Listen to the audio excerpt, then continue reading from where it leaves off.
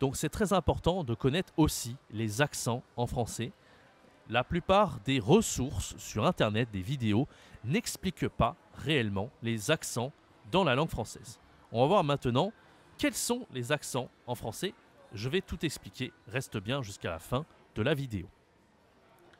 Alors, en français, il y a d'abord les accents avec la lettre E. D'accord? Le E comme Eugénie. On a vu juste avant. Eh bien, en français, on utilise 4 accents.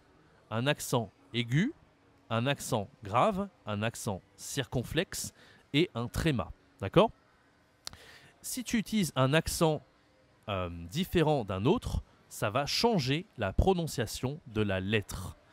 Par exemple, accent aigu avec E, d'accord? Sans accent avec E, c'est E, mais avec accent aigu, c'est E. E. Un accent grave, sans l'accent, c'est E, avec accent grave, c'est E. Un accent circonflexe, sans accent, c'est E, avec l'accent, c'est E. Un tréma, donc sans l'accent, c'est le E, avec l'accent, c'est E aussi. Tu remarques que E accent grave, E accent circonflexe et tréma, c'est la même prononciation. C'est E, ok? Alors que accent aigu, c'est E. E, E. E, E. D'accord? Quelques exemples maintenant. Ça change donc la prononciation des mots. Quelques exemples maintenant. Accent aigu, mon prénom, je m'appelle Jérémy. Si je n'utilise pas d'accent ici, c'est Jeremy. Et Jeremy, c'est un peu bizarre, d'accord? Donc on dit ici Jérémy. D'accord? E, et. E, et. Jeremy, Jérémy. D'accord? Accent aigu, la voix est un peu plus aiguë. D'accord? Accent grave. Flèche. Flèche. D'accord? C'est an arrow in French. An arrow. Ok? On dit une flèche. Une flèche.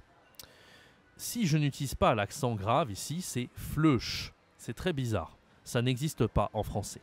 D'accord? Il faut mettre l'accent grave. Flèche. D'accord?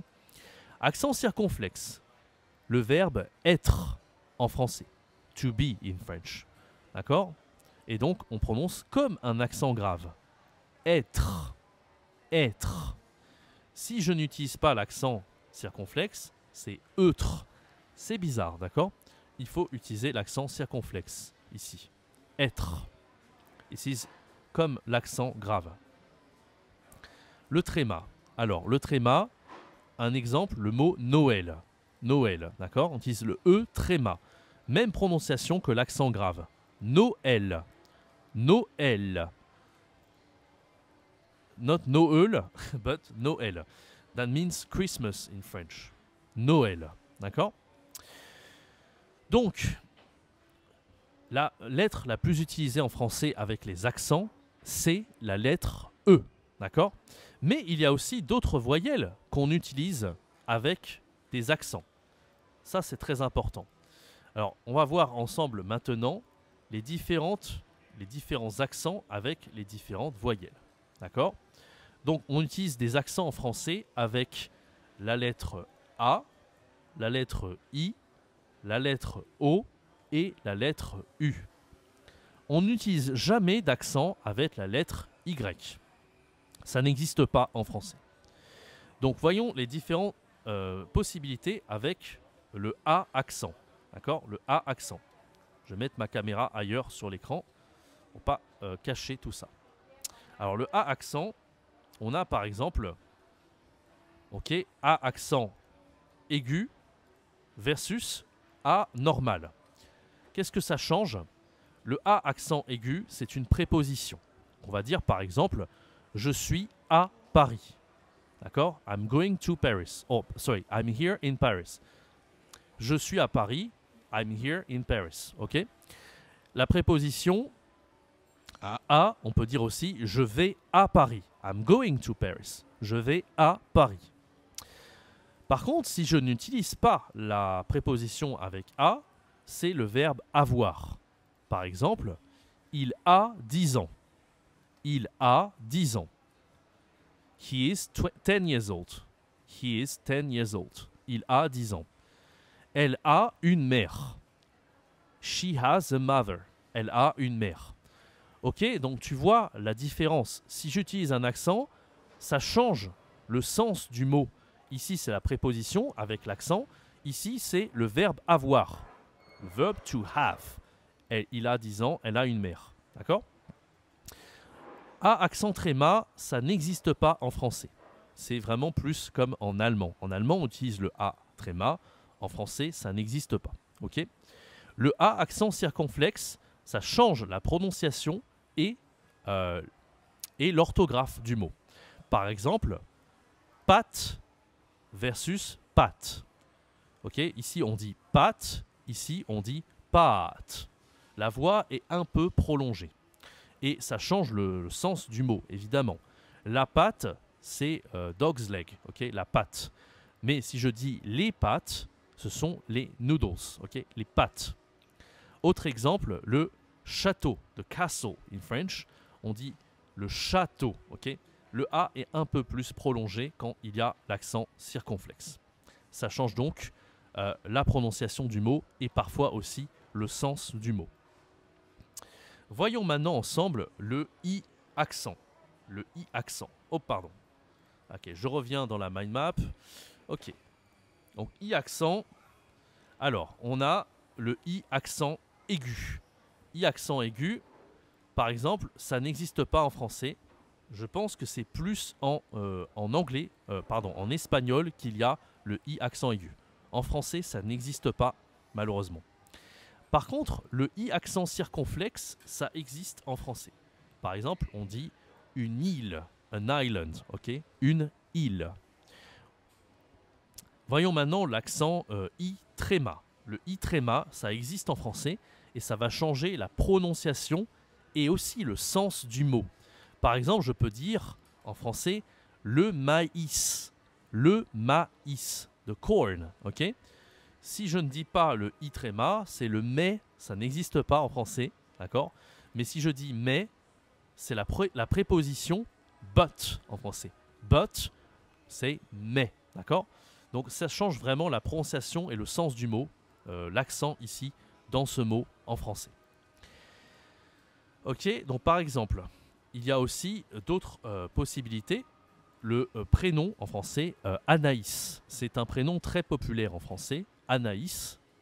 Si je n'utilise pas le i tréma, ça change la prononciation. Ça devient Ané.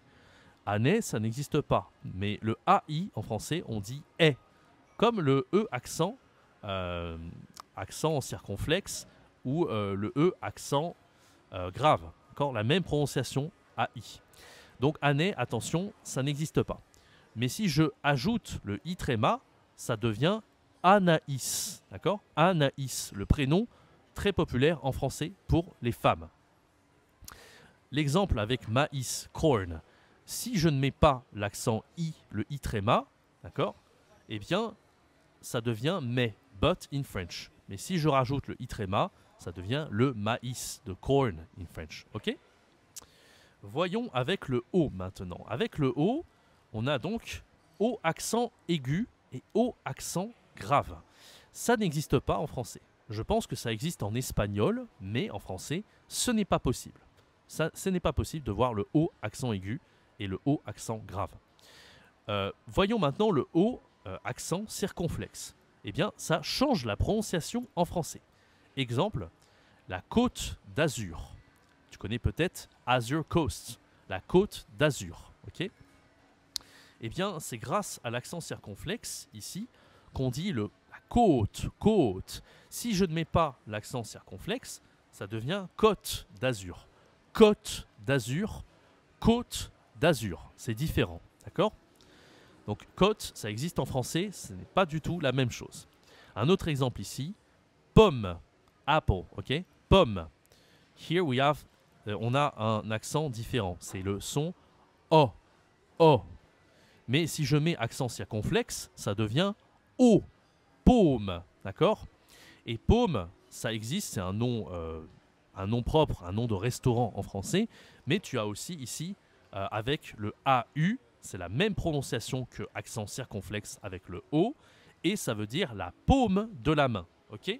La paume de la main, c'est différent de apple, la pomme. La pomme, la paume. D'accord? On continue avec O accent tréma. Eh bien, ça n'existe pas en français. En allemand, ça existe, mais en français, ça n'existe pas. Très bien. Allez, on continue avec la dernière voyelle en français, le dernier accent, accent avec la voyelle U. D'accord? Donc on a le U tréma.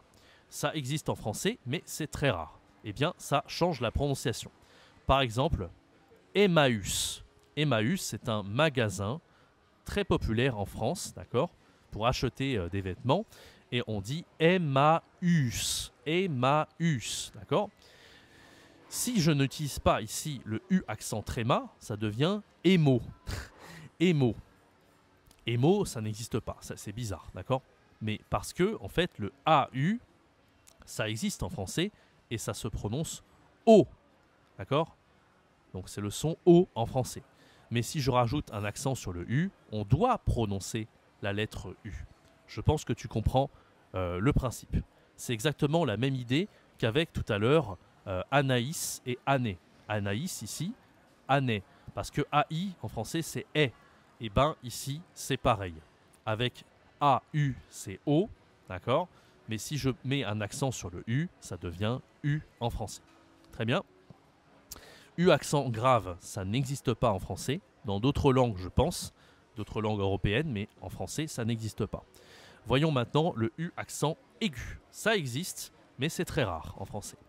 Eh bien, ça va changer aussi le sens et oui, le sens seulement. Pas la prononciation, mais le sens de certains mots.